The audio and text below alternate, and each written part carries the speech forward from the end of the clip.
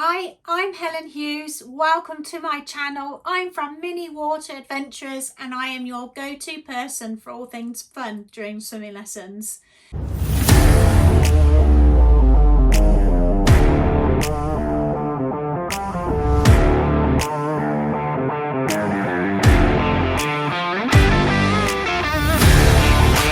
So there are different types of play. Yes, there are. And you can do it in swimming.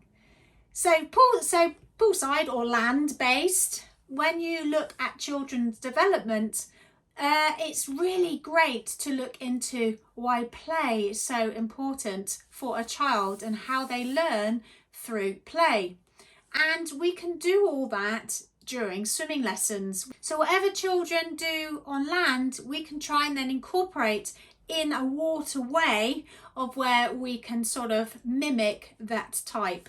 In my book that I have written, it's Aquatic Adventures for Tots, and in here there is lots of information and it goes into the reasons for play-based approach. So part of one of the chapters in here is about play-based approach and to incorporate it within your swimming lessons and how beneficial it is.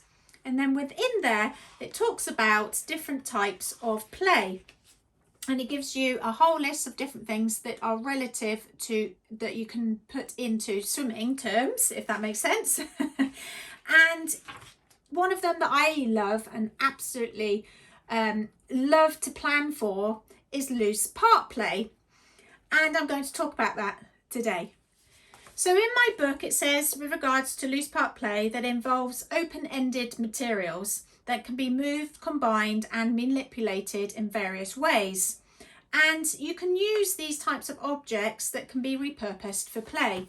So more is explained in here about it. But what I love about open-ended play is that in one of my other videos, I talked about with regards to every child is unique, and this enables that child to do something of where they are using their own imagination as opposed to us telling them what to do. And over the years, I have found that doing this type of technique during swimming lessons, it's fun, engaging, it really helps with so many different ways of communicating with the children. But at the end of the day, it's also an addition to their learning outside of not just swimming, because it means that they are able to become a little bit more water wise as well, because they are constantly moving in the water as opposed to being really sort of rigid and strict to working through what their outcomes are during their swimming lessons.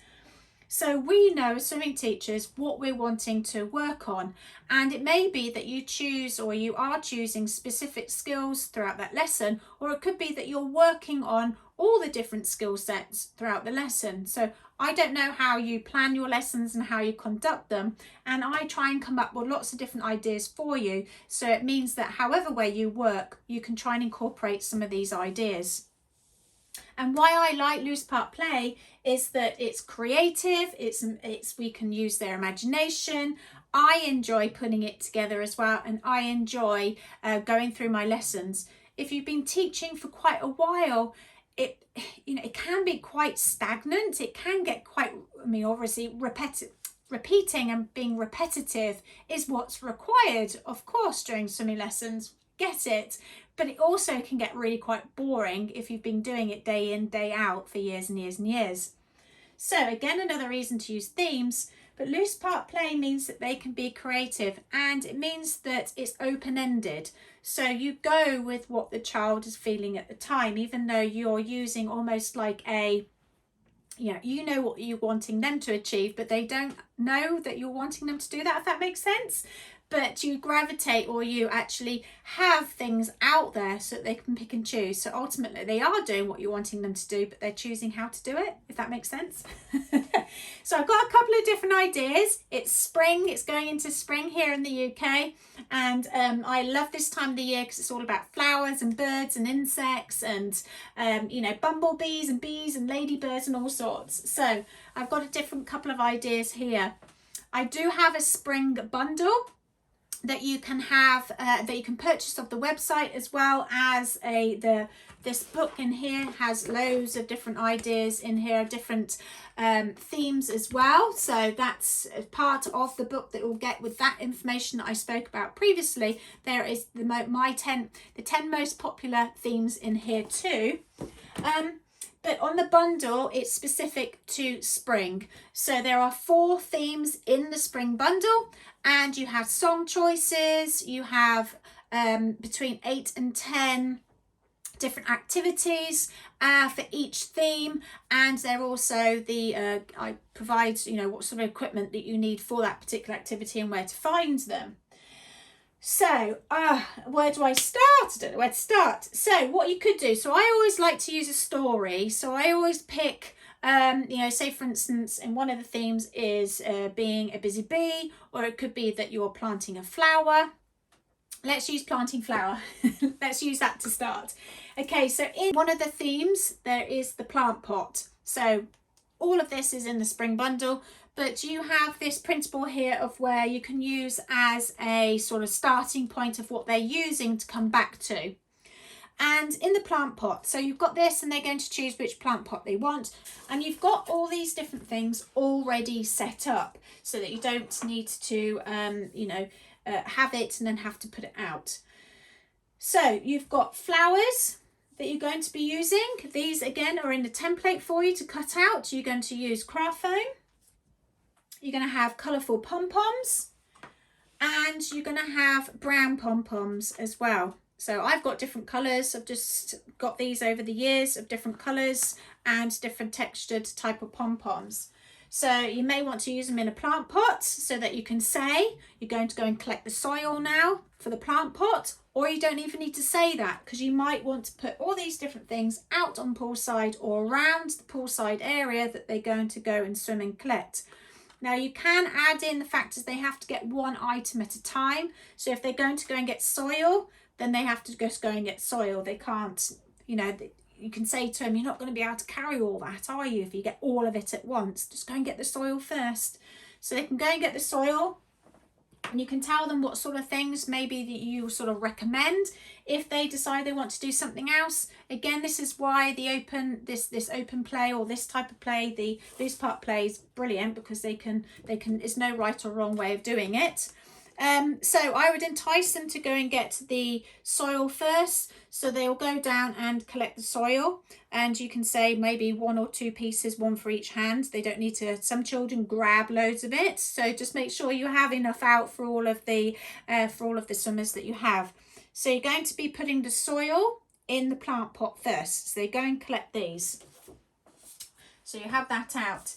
And then the flowers are going to start growing. So you could actually have I use these that are glow sticks, that you could use these out on poolside as well, which are the stems. So you could actually then have these laid out of where that's the part of the flower. You can talk about parts of the flower as well. You can also then have them water, because we need to make sure there is rain and they need to be watered. So you can have watering cans out, for instance. You can have little clouds, or you can have them splash them. You can have them you can have cups and you can pour the water on them. You can have them pretend to then be the flower or the bud of where they then start growing, and they can pretend to be the flower. So you can add in those different types of things as well. You can have these flowers dotted around or out on the poolside of where they go and collect then for the flowers. So you can be adding in those. It's really hard for me to show you. Need to have a camera showing down. But you've got the soil in there. You've gone and picked the stem. And then you're going to have the flowers. So you can pick the flowers out. Now you can also add on something else of where you've got the pom-poms, and that they can then colour coordinate the flowers with the pom-poms that are in the centre of the flower to make the flowers really grow extra. You've gone and had the flowers, and now this area here is where the bumblebees then land on to get their pollen, and they get them sticky in their feet. So what you could do then is that you could have the bees out and about as well. And you don't necessarily have to have these. You can make them yourselves, and you could or you can buy them from where I buy them, from Baker Ross. You could have them that they're colour coordinated, so they do come. There is an orange one as well, but here's a red one. If you want to do a red flower, you can colour coordinate them of where the bees are then going to get here. So you've really added on, you've got all these different things out, but you're creating a story. And it might mean that you feel as though there's too much stuff out for the child. But if you're directing them of what they're wanting to do and you've got a little bit of a story, then you know that they're only going to be focusing on the bees. They're not going to be forward thinking about getting a bee first, because they're only going to be seeing their pot plant.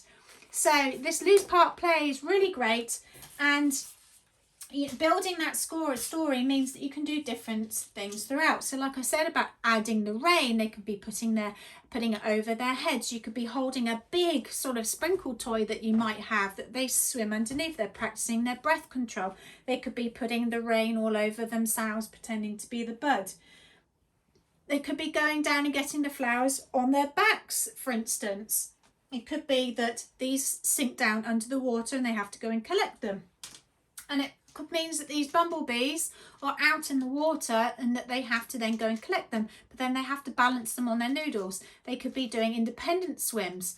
Now I use the Orca Swim Trainer, which is a learn to swim or a teaching tool, a teaching device to wear in the water. And it means that they can go off on their own and practice all their arms and leg kicks and their breath control all at once without having to be held by a noodle or you. So again, this is a great opportunity that they can go and collect their bees, and they're putting everything together and they're being busy bumblebees. And you can add in then another game of where they could do bumblebee tag, for instance, or it could be that follow my leader of the queen bee, and you're adding in that story. So not only are you doing the loose part play, which is definitely a full lesson, but you pick and choose what you want to do according to what the children are showing signs that they are wanting to do as well. So it's a really lovely loose part play activity there for you. Let me know if you have done any type of loose part play before in your swimming lessons and how that went, and what sort of things do you use. Wow, is that you can add in extra things like eggs to put in of where they go and collect. So you're adding an extra layer. So if you're wanting to have them blow them back, for instance, blow on them, then you can add those in too. You can have different types of eggs that you can use. These are just reused that I've used from my son that used to have Kinder eggs, or you can buy the big packs as well of those. You can also have it of where the soil is in a bucket or a bowl like this, of where you can fill it with water and that they can see that it dots everywhere, and then they have to go and find all the soil. Or it could be that they blow the pieces of soil out of the bowl. So lots of different things that maybe that you could add in different, but still continuing with the story of what you have there. Also, if you want to add in different dimensions, adding to your loose part play from a different dimension of flat here of those, you can also add in these flowers too that they can go and pick to give a little bit of a different dimension to their flower pot. These are great that you can use and reuse over and over again.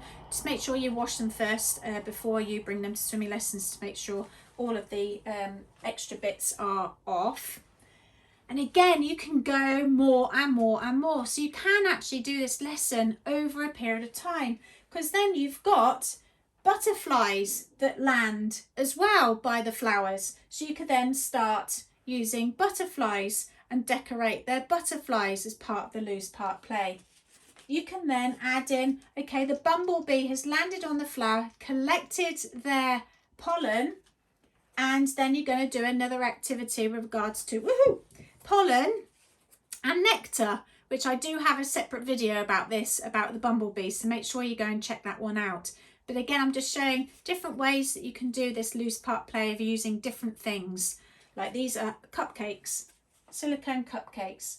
Then you can have something similar with ladybirds, and they've lost their spots and they have to go and find their spots, and you have to go and find a certain amount. So you could have a number 2 that they pick out. That's it also in another video too for you.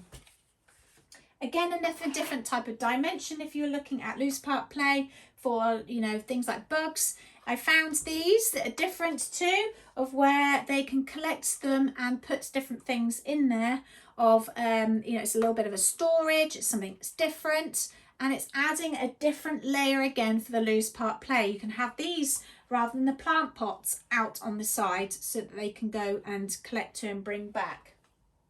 You've got other sensory type of things of where you've got caterpillars that you could have out there as well. The caterpillars are naughty, and the worms not so bad.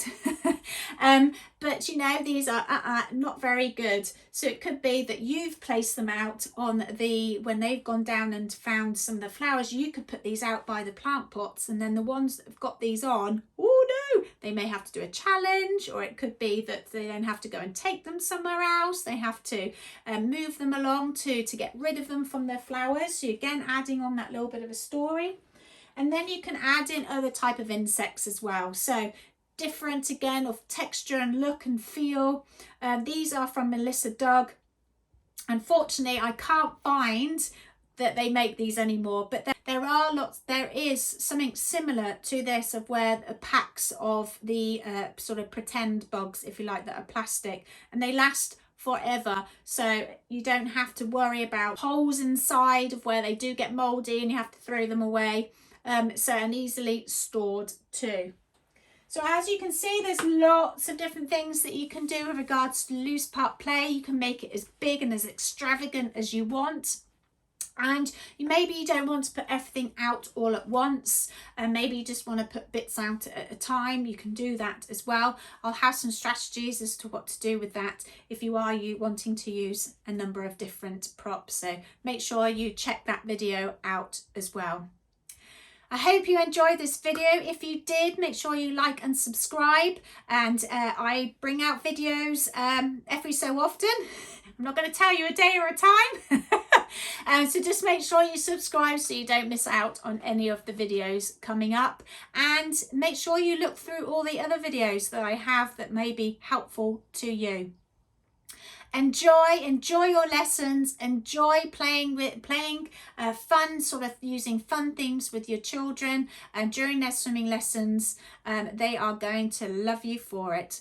Happy splashing.